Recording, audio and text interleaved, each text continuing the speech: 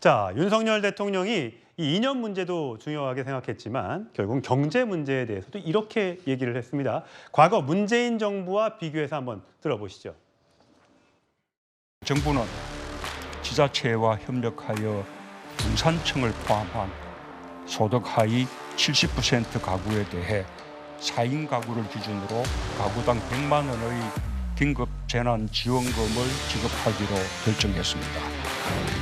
정부는 어려운 여건 속에서도 민생 경제를 살리는 데 총력을 다해왔습니다. 지난 정부의 방만한 재정 운영으로 국가 채무가 1,000조를 돌파했습니다. 우리 정부는 전 정부가 푹 빠졌던 재정 만능주의를 단호하게 배격하고 건전 재정 기조로 확실하게 전환했습니다. 선거 매표 예산을 배격하여 절약한 재원으로 서민과 취약계층, 사회적 약자를 더욱 두텁게 지원하겠습니다. 자, 윤석열 대통령이 문재인 정부를 직격했습니다.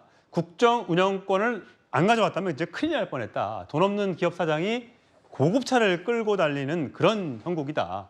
이 방만전형, 전 정부의 방만 재정 운영으로 국가 채무가 이렇게 많이 늘어났는데 그런데도 뭐 선거에 돈을 너무 갖다 많이 풀었다. 이렇게 주장했습니다. 조금 전에 저희 문재인 전 대통령의 2020년 3월 요때가 그러니까 총선 전이죠. 총선 바로 직전이죠. 전달인 거죠. 네. 그러니까 뭐 정부가 돈을 뿌리면 받는 분들은 다 좋아하실 겁니다. 자, 그런데요. 최근에 국제뉴스 중에서 아르헨티나가 지금 기준금리가 118%입니다. 어마어마한 지금 기준금리에다가 인플레가 너무 심해서 월급을 받으면 바로 쓴다고 그럽니다. 내일이면 또 달라지니까. 그러니까 근데 이 아르헨티나가 지금 IMF를 7번이나 맞았어요. 그만큼 이게 왜 그러냐? 정말 아르헨티나는 자원도 풍부하고 뭐 뒤진 게 없습니다. 석유도 나고 가스도 다 납니다. 그런데 바로 패권주의 때문에 망한 거거든요. 왜냐하면 그냥 뿌립니다. 시민들한테. 그러다가 결국은 이렇게 이런 사태가 오는 거거든요. 그렇게 잘 사는 나라도 이렇게 많이 뿌리면 100만 원 주면 좋죠. 그러나 1인당 100만 원이지만 그게 전 국민을 상대했을 때 어마어마한 돈이거든요. 한꺼번에 풀려지면 얼마나 또 인플레가 나겠습니까? 그걸 나중에 또 다 걷어와야 되잖아요. 문제는 지난 우리가 코로나 때 이 재난기금이라 해서 많이 돈을 나눠줬습니다. 근데 그거가 다시 이제 지금 끝나고 나면서 이 인플레가 되면서 많은 또 고통을 겪고 있거든요. 바로 그래서 문재인 정부 기간 동안 국가 부채가 400조 넘게 증가했습니다. 지금 우리 국가 부채가 1,100조에 달합니다. 예. 그러니까 그만큼 우리가 상황이 좋지 않다는 거거든요. 아니 대통령 입장에서 보면 총선이 있는데 돈 뿌리면 당연히 좋죠. 표가 들어오니까. 누구나 가지고 있습니다. 지난 문재인 정부 1년 동안 매년 7.8%씩 이 예산이 증가했습니다. 근데 이번에 2.6%밖에 증가 안 했어요. 예. 그러니까 대통령 입장에서 보면 당에서 난립니다. 지금. 왜 지금 예산을 이렇게 많이 안 푸느냐. 우리 선거 어떻게 하라고 그러느냐. 그러나 지금 윤석열 대통령 그런 이야기를 합니다. 이거 재정 이거 나라 망친다. 이거를 좀 더 우리가 아껴 써야 된다. 이야기를 하고는 거거든요. 사실은 여당 입장에서 보면 그 불리함을 감수하면서도 지금 예산을 긴축 예산을 하는 거예요. 그만큼 지금 우리가 해야지만이 미래 세대에게 큰 부담을 안 줄 수 있다는 것 때문에 하는 거거든요. 그만큼 아껴 쓰겠다는 겁니다. 왜냐하면 너무나 많이 풀렸기 때문에. 그렇기 때문에 사실 정치적으로 보자면 윤석열 대통령은 손해를 볼 겁니다. 왜냐? 선거 있는데 이렇게 안 뿌리면 손해보는 거 아니겠습니까? 그러나 국가의 미래를 볼 때는 이렇게 재정을 긴축하면 미래 세대는 그만큼 덜 부담스러울 겁니다. 예. 근데 또 일각에서는 또 그런 얘기도 하더라고요. 기업들이 요즘에 어렵잖아요.